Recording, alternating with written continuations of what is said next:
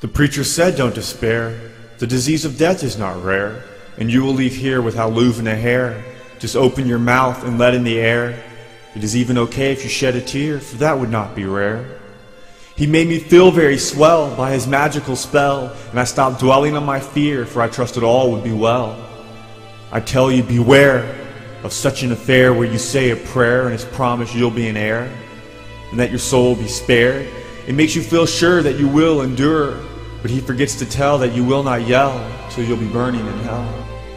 This man may now be preaching, but soon he'll be screeching. Just ask the Apostle Paul, for he will not be able to recall when a church was like a mall, where buildings stood tall and dresses were small, and no one responded to the gospel call. To say all you have to do is utter a sentence is the most shameful scam, and be sure it will have you damned. The sinner's prayer might have a good impression, but is full of demonic possession, and only leads to eternal transgression, for it is a false profession. For the Bible's sake, the sinner's prayer is fake. It's time to wake, for on Judgment Day you'll begin to say, I asked you in my heart, and he will say, depart.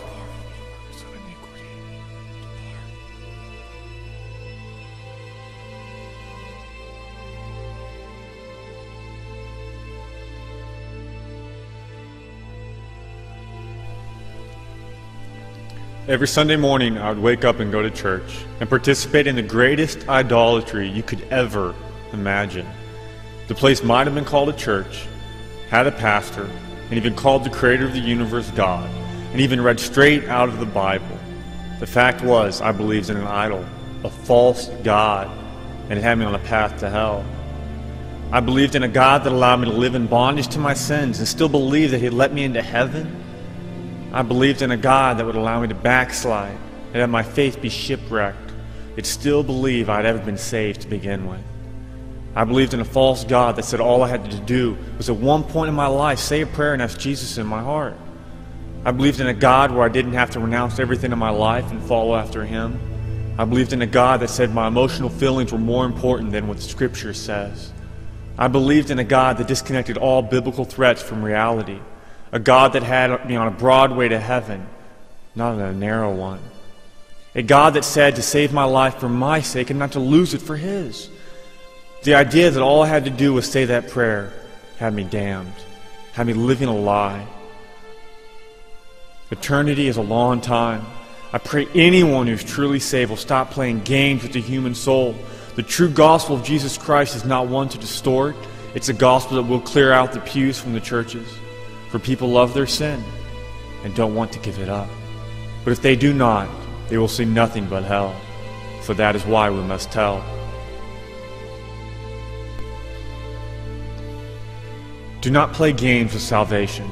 The fact that hell exists and people have an eternal torment there will motivate anyone who's truly born again and regenerate to not pervert the gospel.